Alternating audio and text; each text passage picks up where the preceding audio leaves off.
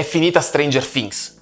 Questo sarà effettivamente il primo video del 2026, l'anno inizia con Stranger Things per tantissime persone e sarà una recensione di getto, sono le 4 di notte, l'episodio è appena finito, 2 ore di episodio, l'ultimo episodio di Stranger Things in assoluto, almeno per quanto riguarda questa serie madre, sappiamo che arriveranno spin-off, la serie animata, c'è già qualche indizio per lo spin-off in questo episodio a quanto dicono i Duffer, però almeno per ora per me è impossibile trovarlo, magari arriverà qualche informazione più in là. Se avete visto la recensione del secondo volume saprete che mi ha fatto praticamente cacare quella parte, anche il primo volume non è che fosse tutta questa gran bellezza, però avevo deciso di chiudere qualche occhio e diciamo che in questo caso con il terzo volume, che poi è un episodio, un film in realtà di 2 ore, tanto che in America arriverà anche in sala, ho di nuovo, sfortunatamente perché non avrei voluto farlo, deciso di chiudere un occhio e anche l'altro, perché se non avessi fatto così probabilmente anche questo finale e quindi in generale la quinta stagione, ma diciamo che il finale è una cosa importante per una serie, non mi sarebbe piaciuto. Invece comunque in fin dei conti, con una prima visione, devo dire che lo reputo sufficiente. Questa sarà naturalmente una recensione soggettiva, quindi se vi trovate in disaccordo con me, se volete continuate il video per capire anche quelli che secondo me sono dei problemi effettivi di questo finale e in generale di Stranger Things come prodotto, ma se non siete in grado di accettare un parere discordante da quello vostro, uscite e non rompete le palle nei commenti. Con l'uscita del secondo volume ero certo che i Duffer non avrebbero avuto chissà quanto coraggio in questo finale, ed effettivamente è stato così. Non voglio entrare già negli spoiler, ci sarà una parte finale del video in cui entrerò nei dettagli, però questo finale è veramente uno dei più standard e prevedibili, almeno nella struttura. Dopo la conclusione della faccenda horror, diciamo, il cuore pulsante di Stranger Things, dopo la chiusura di quello, ci sono i vari compartimenti stagni con ecco cosa è successo a questo personaggio, ecco cosa succederà a quest'altro, ecco cosa farà quell'altra, e sono proprio a livello strutturale dei momenti che ti fanno percepire questa divisione in capitoli dei vari personaggi. Questa però è una delle tante cose su cui ho deciso di chiudere un occhio, quindi in qualche modo me la sono fatta andare bene. Ci sono altre cose che invece mi hanno reso impossibile chiudere questo occhio, nemmeno con la forza. Per chi ha già visto l'episodio direi il personaggio di Kali, e anche tutto ciò che porta questo personaggio legato ad altri personaggi della serie. Il suo momento nella serie è praticamente anticlimatico, e poi le varie rivelazioni a catena nel finale mi hanno veramente dato tanto fastidio. E questo è legato completamente a quel poco coraggio, quelle poche palle che hanno avuto i Duffer nella scrittura di questa stagione. Io non volevo una strage, loro hanno detto questo non è Game of Thrones, non saranno le nozze di sangue, come si chiamano, perché devo vedere ancora Game of Thrones, probabilmente lo vedrò quest'anno, non lo so. Io non volevo che morissero tutti i personaggi, ma un po' di brio, un po' di effettiva paura per la morte di quello, per la morte di quell'altra, cosa che sfortunatamente è completamente assente. C'è giusto quel momento ogni tanto che ti fa venire il brividino, ma sai già come andrà a finire la situazione. Non voglio fare spoiler, quindi non dico se muoiono dei personaggi, se non muoiono dei personaggi, o meglio, chi muore, chi non muore, però sicuramente ci voleva giusto un po' più di coraggio. Devo ammettere che la sequenza centrale d'azione, e ragazzi, questa è comunque anche una serie d'azione, perché nei commenti della recensione del secondo volume mi era stato criticato il fatto che l'avessi definita anche una serie d'azione e che in realtà è una serie che non ha nulla a che fare con l'azione. No, ragazzi, basta una sequenza d'azione in qualcosa per definirlo anche d'azione, e sì, la sequenza d'azione centrale di questo episodio mi è piaciuta molto, nonostante sia in qualche modo piena di Deus Ex Machina, ovvero un personaggio contro un qualcosa che viene salvato da un altro personaggio sopra, a destra, a sinistra, sotto. Un espediente che alla lunga è un po' fastidioso e in Stranger Things è sempre presente in ogni singola situazione del genere di pericolo, come anche l'espediente che sono tutti degli Einstein, oltre i nerd ragazzini che comunque non dovrebbero sapere certe cose a quell'età, ma ci arrivano lo stesso perché sono veramente dei geni, del fatto che loro spostano un braccio, dicono una sola parola, gliela fanno ripetere e viene l'illuminazione per sconfiggere il mostro gigante, enorme, cattivone. Però ok, alla fine me lo faccio andare bene perché è un problema che Stranger Things ha da sempre, assieme appunto al Deus Ex Machina di terze parti appunto. Come disse Vasco, e va bene così. Come si chiude la faccenda Vecna sottosopra Abisso? Potrei anche farmelo andare bene perché comunque mi è piaciuta una sequenza nello specifico della fine di Vecna, e attenzione, con fine non intendo per forza la sua morte, la fine del suo ciclo narrativo che comunque fortunatamente è stato portato a termine in questo finale di serie, e dai, tutto sommato mi è piaciuto. È quello che viene dopo che effettivamente rende un po' questo finale un finale standard, come ho già detto. Anche in questo volume, che poi è solo un episodio quindi smetterò di dire terzo volume, anche in questo episodio ci sono dei momenti molto dialogati, molto allungati, anche se molto meno e scritti anche forse meglio, che servono però a sviluppare delle situazioni e a continuare appunto le tematiche delle stesse scene, delle stesse sequenze dialogate del secondo volume. Si parla ancora della faccenda Will, del coming out, si parla della situazione del triangolo Nancy, Steve, Jonathan, e ok, in questo caso queste parti non mi hanno dato fastidio come nel secondo volume. Diciamo che il colpo di scena principale per quanto riguarda l'origine di una certa entità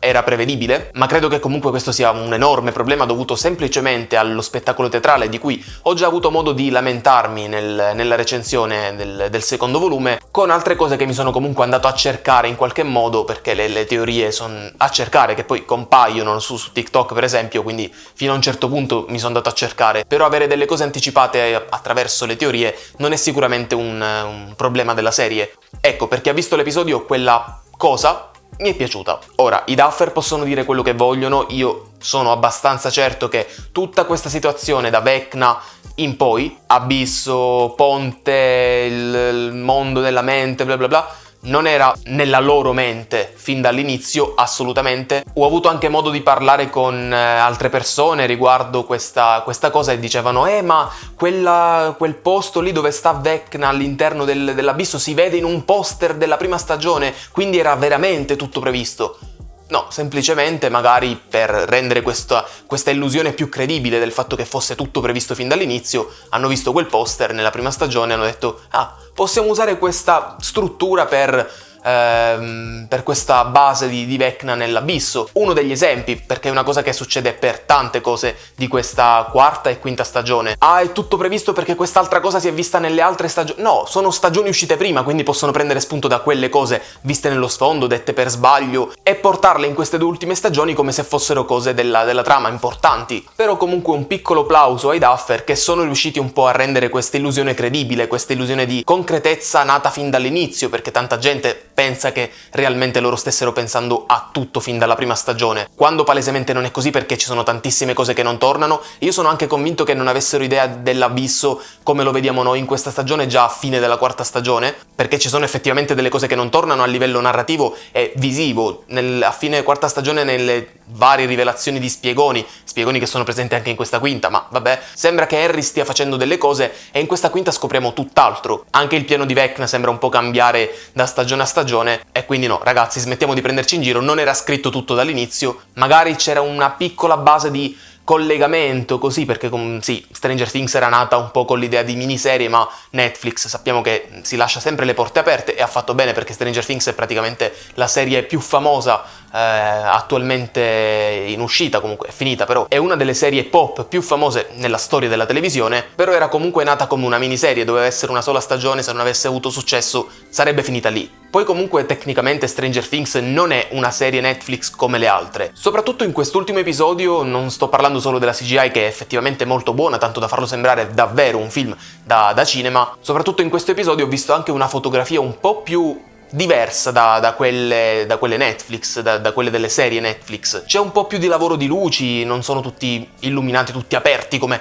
Barbara D'Urso, e anche la regia è aiutata da un montaggio tra transizioni molto interessanti che erano presenti anche nel primo volume di questa stagione. Anche la regia appunto non è poi così tanto male. Diciamo comunque che a livello tecnico è un po' innegabile dirlo, Stranger Things è una delle serie Netflix un po' più sopra la media. Ma ragazzi, se ancora non avete visto l'ultimo episodio di Stranger Things, vi invito ad uscire dal video perché gli spoiler inizieranno fra poco.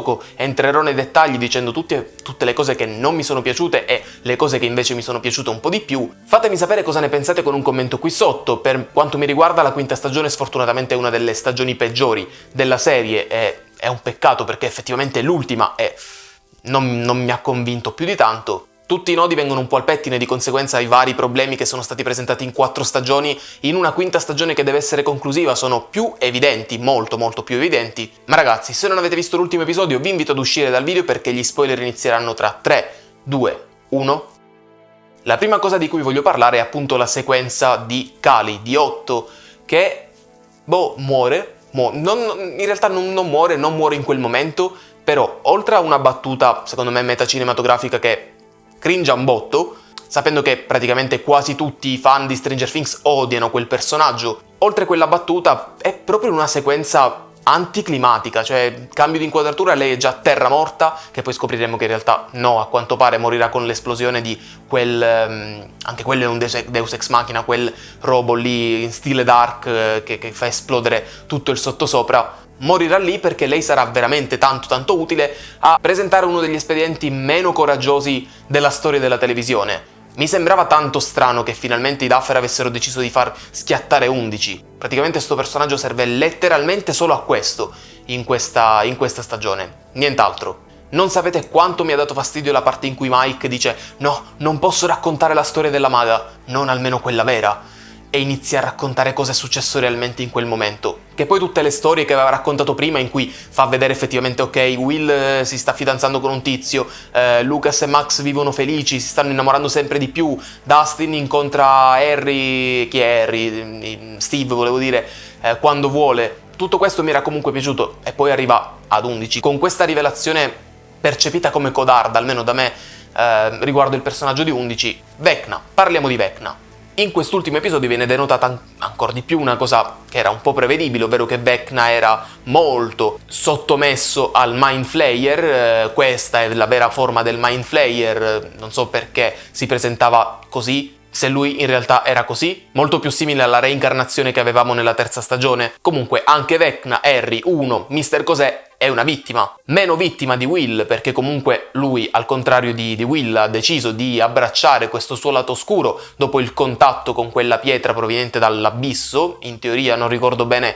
la faccenda dello spettacolo, ma quello a terra probabilmente non è stato fatto vedere, ma dovrebbe essere il padre di Brenner, che è stata la prima persona a entrare in contatto con l'abisso, da cui ha tratto delle cose, appunto Harry. Quello è il momento in cui Harry prende i poteri, lo vediamo in questo episodio. Lui però è comunque cattivo e la serie non vuole giustificarlo più di tanto che il momento in cui muore definitivamente è davvero cattivo, e questo un plauso ai Duffer, a chi ha avuto l'idea di fare quella sequenza, perché nonostante sia un po' buttata fuori dal vaso, mi ha ricordato il finale di Halloween Ends, in stile ok, basta resurrezioni, e Joyce in quel momento non è che mi abbia fatto proprio tanto impazzire a livello recitativo. Nonostante tutto questo, la sua morte per mano di Joyce con l'ascia che lo decapita con 50 tagli, con i vari flashback, ragazzi, i flashback terribili, sono dell'idea che per la messa in scena di qualsiasi cosa un attore debba parlare attraverso le espressioni e non con i vari flashback. Però siamo su una serie Netflix, quindi capisco tutto. Lo spettatore medio di Netflix ha bisogno di quei flashback, io no, e non perché sono superiore a qualcun altro, ma proprio perché a livello di messa in scena è qualcosa di terribile. Così tanti flashback uno dopo l'altro. Noi spettatori di Stranger Things sappiamo che cosa è successo a Bobby, o come si chiama. Noi spettatori conosciamo già il rapporto tra Hopper e 11, non c'è bisogno di mostrare di nuovo le scene che abbiamo già visto altre volte. Ma ripeto, serie Netflix, spettatore medio, capisco tutto. Quindi, ultimo episodio poco coraggioso e molto prevedibile, anche quando Steve sta per cadere da quella torre e viene salvato da Jonathan. Non sarebbe mai morto Steve, smettiamola di dire che ogni personaggio in qualche modo era sempre in pericolo in questa stagione, perché non è assolutamente così. Anche qui vari personaggi si trasformano in Terminator e in vari supereroi, ma ok, va bene. Sicuramente per bruttezza non si supererà mai la sequenza di Karen nel secondo volume. Chiudendo quindi, una cosa che effettivamente ci sta, il discorso di Dustin durante il diploma, va bene. Poi ci sono appunto i vari compartimenti stagni con la vita prossima di Hopper e Joyce assieme, sposati a New York, con i figli vicino, si ricomincia da zero. Il lavoro di Steve, che in 1 anno e mezzo diventa un professore. Non ho capito bene quella parte, non ho capito come abbia fatto, visto che in un anno e mezzo Jonathan, un fratello studente di cinema, regista, vuole fare un film horror sul cannibalismo e l'anticapitalismo, bravo. Le cannette sono servite a qualcosa, e poi non ricordo in realtà che cosa fanno Robin e Nancy, ma va bene così. Il momento in cui si parlano tra loro e spiegano a noi cosa fanno è quel tipo di scena lì. Appunto, chiudendo, ed è tipo la terza volta che dico chiudendo in questa recensione, ma mi vengono sempre cose da dire, scusate, sono le 5 probabilmente e non ho ancora chiuso occhio, e ora dovrò editare e pubblicare questo video per oggi. L'ultima cosa, e poi chiudo veramente, carina la parte finale dopo l'orribile rivelazione su 11, con tutti che posano i loro manuali da master di Dungeons and Dragons. In generale Stranger Things inizia con una campagna di Dungeons and Dragons e si chiude con una campagna di Dungeons and Dragons, in modo diverso dalle varie teorie che dicevano che tutto Stranger Things in realtà fosse una campagna di Dungeons and Dragons, anche se nei titoli di coda c'è un manuale per una campagna a tema Stranger Things, però penso sia stato solo un occhiolino ai fan del gioco e della serie. Non credo assolutamente volessero sottintendere che non è esistito nulla di tutto ciò, assolutamente no. Però il momento in cui appunto l'ultimo personaggio, Mike, posiziona il suo manuale e sale e viene spintonato dai nuovi ragazzini, la nuova generazione che gioca a D&D negli anni 90, ovvero Holly, Derek e gli altri bambini senza nome che non hanno assolutamente importanza se non come comparse nella mente di Vecna. Ecco, quel momento potete dire quello che volete, un po' prevedibile, un po' cliché, ma il brividino è comunque arrivato. In generale penso che comunque io sono ancora legato a questa serie e soprattutto ai personaggi, nonostante tutti i problemi che hanno avuto nella loro evoluzione, soprattutto in queste ultime 2 stagioni, però non ce la faccio, continuo a definirmi in qualche modo un mezzo fan di Stranger Things. Ve l'ho detto fin dall'inizio delle recensioni di questa stagione, è un mio guilty pleasure e non ci posso far nulla. Come avete visto riscontro e riconosco vari problemi, tanti problemi, soprattutto nello scorso volume, però boh, in qualche modo ci sono troppo legato. Ma ragazzi, fatemi sapere con un commento qui sotto, fatemi sapere anche secondo voi di cosa tratterà lo spin-off e se siete riusciti a trovare questo indizio che i Duffer avevano anticipato in qualche intervista qualche giorno fa. Vi ricordo che in descrizione ci sono tutti i link importanti, Instagram, TikTok e Letterboxd, c'è anche il link di Pumpling, il sito di t-shirt e non solo a tema cinema, serie tv, videogiochi, musica e tanto altro, e con il codice ILPensiero4 avrete un paio di calze gratis a scelta. E niente, io sono Andri, questo è stato un altro mio pensiero per voi, primo pensiero del 2026, Andri passa e chiude. Ciao!